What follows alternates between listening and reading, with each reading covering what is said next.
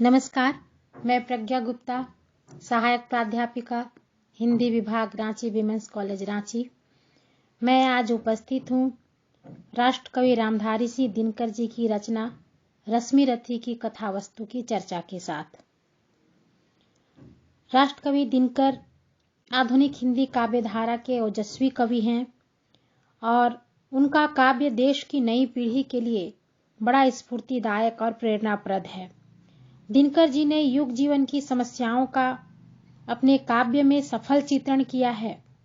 अतीत और वर्तमान दोनों ही उनके काव्य में बड़ी सच्चाई के साथ मुखरित हुए हैं। उनके द्वारा लिखा गया खंड काव्य रश्मि रथी 1952 ईस्वी में प्रकाशित हुआ था।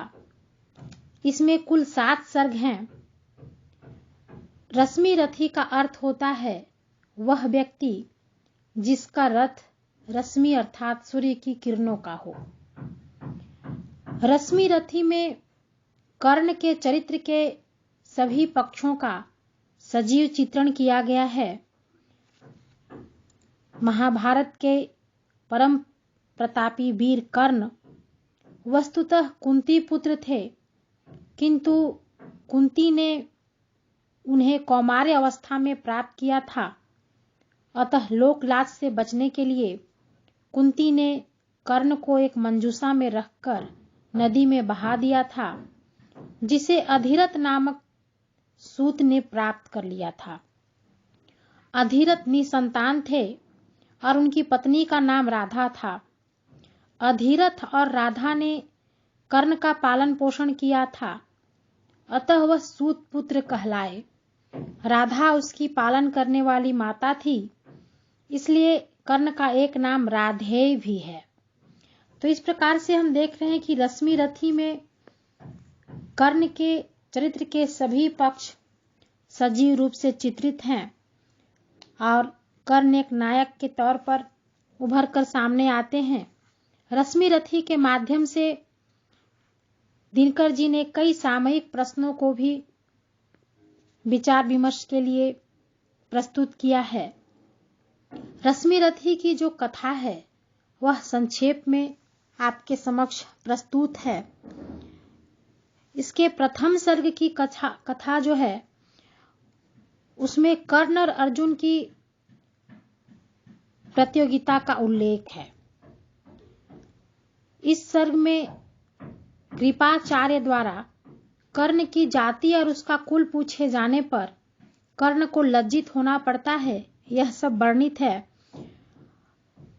चूंकि भरी सभा में कृपाचार्य कर्ण की जाति पूछकर उसको लज्जित करते हैं, परिणामतः कर्ण के हृदय में अर्जुन के प्रति एक अस्थायी द्वेष विकसित हो जाता है। चूंकि अर्जुन की जो तीरंदाजी की कला थी उससे सब मुग्ध थे और उसके जोड़ का कोई नहीं था, लेकिन कर्ण को लगता है कि वह अर्जुन से भी अच्छा धनुर्धारी है और वह अर्जुन से प्रतियोगिता में लड़ना चाहता है, लेकिन कर्ण को उसकी जाति के कारण अर्जुन से प्रतियोगिता नहीं करने दिया जाता और परिणाम यह होता है कि अर्जुन के प्रति कर्ण के मन में द्वेष की भावना विकसित होती है और दुर्योधन इन सब का लाभ उठाते हुए कर्ण को अपना सखा मानकर उसे अंग देश का राजा बना देता है। लेकिन इस सर्ग में यह दिखाया गया है कि व्यक्ति के गुणों एवं प्रतिभा की उपेक्षा करके जाति एवं कुल के आधार पर मूल्यांकन नहीं किया जाना चाहिए। लेखक दिनकर जी की यहाँ पर वैचारिक चेतना स्पष्ट होती है, जहाँ वो जाति को आधार मानकर समाज की स्थापना नहीं करने पर बल देते हैं। तो प्रथम सर्ग में अर्जुन और कर्ण के प्रसंग वर्णित हैं। रश्मि रथी के द्वितीय सर्ग में कुछ कथा इस प्रकार है कि द्रोणाचार्य के व्यवहार से कर्ण को ज्ञात होता है कि द्रोणाचार्य अपने प्रिय शिष्य अर्जुन के कारण निश्चल होकर कर्ण को धनुर्विद्या कभी नहीं सिखाएंगे। और इस कारण कर्ण शस्त्र शास्त्र सीखने के लिए महाप्रतापी परशुराम का चयन करता है। परशुराम उस समय संसार से अलग महेंद्र पर्वत पर रहते थे और परशुराम ने प्रण लिया था कि ब्राह्मण से अलग जाति के जो युवक होंगे उनको शस्त्र शास्त्र की शिक्षा नहीं दूंगा। कर्ण के तेज उद्दीप्त मुखमंडल और कवच कुंडल को देखकर परशुराम को ऐसा लगता है कि कर्ण जरूर ब्राह्मण पुत्र ही होगा और कर्ण भी उनकी इस भ्रांति का खंडन नहीं करता है। इस प्रकार से परशुराम से वह शस्त्र शास्त्र की शिक्षा लेने लगता है। यह सब द्वितीय सर्ग में वर्णित है। लेकिन एक दिन परशुराम कर्ण की जांघ पर सिर रखकर सो रहे थे। इतने में एक कीड़ा कहीं से उड़ता हुआ आता है और कर्ण की जांघ के नीचे घुसकर घाव करने लगता है। लेकिन कर्ण निश्चल भाव से बैठे रहता है ताकि गुरु की निद्रा भंग न हो। लेकिन कीड़ा उसकी जांघ में ऐसा गहरा घाव करता है कि उससे रक्त बह निकलता है, जो परशुराम की पीठ को स्पर्श करता हुआ बहता चला जाता है। उस गर्म खून के स्पर्श से परशुराम जाग जाते हैं और उन्हें यह अनुमान लगता है कि कर्ण अवश्य ही क्षत्रिय अथवा किसी उच्च जाति का युवक है, क्योंकि किसी ब्राह्मण कुमार में इतना धैर्य नहीं हो सकता। कर्ण इस सत्य को नहीं छिपा पाता है कि वह क्षत्रिय है और गुरु के समक्ष सारी बातें बता देता है। चूंकि परशुराम बहुत क्रोधी थे, वे शांत नहीं होते हैं और छल से शस्त्र शास्त्र की शिक्षा लेने के कारण कर्ण को वो श्राप दे डालते हैं। वे कहते हैं कि ब्रह्मास्त्र चलाने की जो शिक्षा तुझे मैंने दी है उसे अंतकाल में यानी मृत्यु के समय तुम भूल जाओगे। और कर्ण को अपने आश्रम से चले जाने के लिए कहते हैं परशुराम। और अंततः कर्ण निराश होकर परशुराम का आश्रम छोड़कर चला जाता है। यह कथा द्वितीय सर्ग में वर्णित है, रश्मिरथी के द्वितीय सर्ग में। रश्मिरथी के तृतीय सर्ग की कथा कुछ इस प्रकार है कि कौरवों ने छल से द्युत क्रीड़ा में पांडवों को हरा दिया है और पांडवों का सब कुछ छीन लिया गया है। 13 वर्ष तक वनवास झेलने को विवश कर दिया गया है और इसमें से 1 वर्ष उन्हें अज्ञातवास में व्यतीत करना है। वनवास की पूरी अवधि बीतने के बाद पांडव इंद्रप्रस्थ लौट आते हैं और उन्हें कृष्ण को अपना शांति दूत बनाकर हस्तिनापुर कौरवों के पास भेजा है। दुर्योधन ने कृष्ण का प्रस्ताव अस्वीकार कर दिया है और उन्हें कैद करना चाहता है। और तब भरी सभा में कृष्ण अपना विराट रूप दिखाते हैं।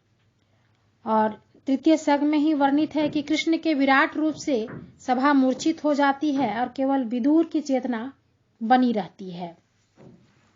तृतीय सर्ग में ही वर्णित है कि विराट रूप त्याग कर जब कृष्ण कौरव सभा से बाहर आते हैं तब कर्ण उन्हें सम्मान सहित नगर से कुछ दूर पहुंचाने के लिए साथ आता है।